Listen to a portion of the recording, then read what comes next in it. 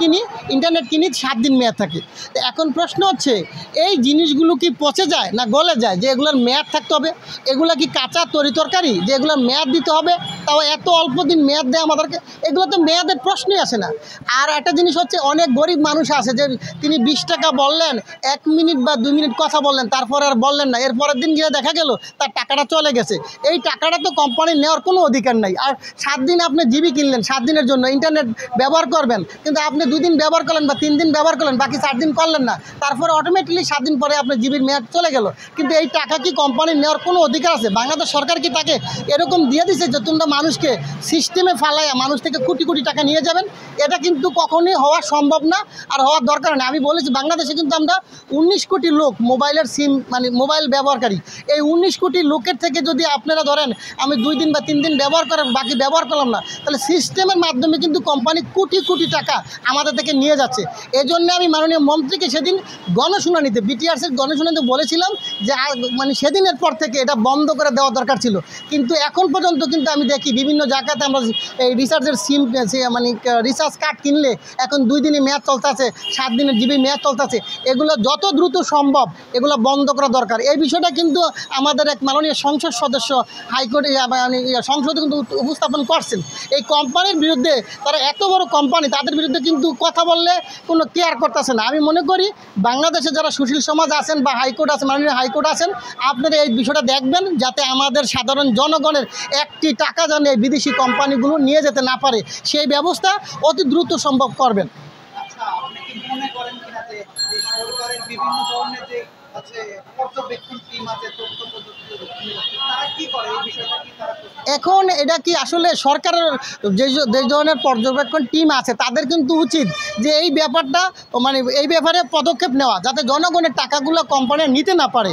এখন তারা বলেছে, আমাদের মন্ত্রী মহোদয় কিন্তু একটা সুন্দর কথা বলেছেন যে আমি ব্যবস্থা নিব, এই কোম্পানির বিরুদ্ধে আমি এটার ব্যবস্থা নিব, কিন্তু এখন পর্যন্ত কিন্তু আমরা মাঠ পর্যায়ে সেই ব্যবস্থাটা দেখতে পাচ্ছি না। আমি আশা করব অবশ্যই অচিরে এই ব্যবস্থাটা তারা নেবেন, এই আমার দাবি থাকবে।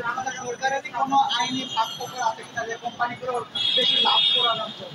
না, এটা তো সরকারের হতে পারে না, কারণ এটা তো কোম্পানির, সরকার তো তাদেরকে বলে দেয় না যে তোমরা সিস্টেম করে জনগণদের টাকা নিয়ে যাও। এটা তো সরকার বলতেও পারে না। আর এটা কেন বলবে? এটা তো আমার যদি এটা এই মোবাইলের এই মিনিট বা রিচার্জের কার্ড এগুলো যদি পচে যাইতো, তাহলে একটা মেয়াদ থাকতো, বা এগুলো যদি খায়, যদি কেউ মানে এমন হইতো যে এগুলো খেলে মানুষ মারা যাবে, এই জন্য মোবাইলের মিনিট বা জিবির মিনিটের মেয়াদ দিতে হবে। এটা তো এমন না যে ওষুধ না রে ভাই, একটা ওষুধে দেখেন, আপনি যদি একটা ওষুধ কিনেন, যে ওষুধ খেয়ে মানুষ মারা যায়, সে ওষুধ খেয়ে মানুষ ভালো হয়, সেই ওষুধের মেয়াদ থাকে।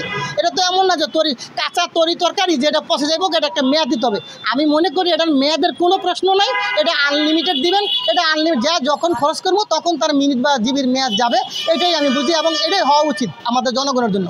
তা আমি বলতে কি, আপনারা দেখেন, আমরা যে গ্রাহক, মোবাইল ব্যবহারকারী বা ইউজারকারী, আমরা যখন 20 টাকা গ্রামীণ ফোনের 20 টাকা যখন একটা মিনিট কিনি, হ্যাঁ, সেটার মেয়াদ থাকে 2 দিন। বাংলালিংকের 20 টাকা মিনিটে থাকে 2 দিন, রবির থাকে 2 দিন, আর এয়ারটেলে থাকে 3 দিন। অর্থাৎ 20 টাকা 2 দিন মেয়াদ থাকে, 3 দিন থাকে। আবার আমরা 30 টাকা যদি, এটা তাদের বিষয়, কিন্তু আমি মনে করব তারা কেন করে নাই, এটা তাদের কি ব্যর্থতা, এটা তারা বুঝবে। কিন্তু এখন মনে করি যেহেতু এটা জনসম্মুখে এসেছে বিষয়টা, এটা যত দ্রুত সম্ভব তাদের এই বিষয়টা নিয়ে পদক্ষেপ নেওয়া জরুরি, এটা আমি মনে করি। আমি বলবো যে সাধারণ মানুষ যারা আছেন, আমরা যারা আছি, আপনারা আপনাদের স্ব স্থান থেকে এই বিষয়টার বিষয়ে প্রতিবাদ করবেন।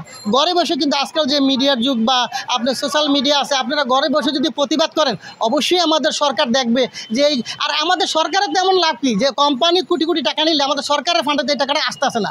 যদি এমন হতো যে কোম্পানি কোটি কোটি টাকা জনগণ তো নিত, সেই টাকা সরকারি ফান্ডে জমা হইতো, তাইলে একটা বিষয় ছিল, কিন্তু তা তো হচ্ছে না। যেই টাকাটা কোম্পানি মানে সিস্টেমের মাধ্যমে নিয়ে যাচ্ছে, সেই টাকা কিন্তু কোম্পানির ভান্ডারে জমা হচ্ছে। অতএব আমি চাবো যে আমাদের দেশের টাকা কোম্পানি কেন নিবে রে ভাই, এটা সিস্টেমের মাধ্যমে কেন কোম্পানি নিবে, বিদেশি কোম্পানিগুলো কেন নিবে? এজন্য আমি সেই প্রতিবাদটা করেছি সেখানে। ধন্যবাদ আপনাকে। আমার নাম হচ্ছে আমিনুল ইসলাম বুলু, আমি সভাপতি বাংলাদেশ মোবাইল ফোন রিচার্জ ব্যবসায়ী অ্যাসোসিয়েশন। জি, আপনাদের ধন্যবাদ।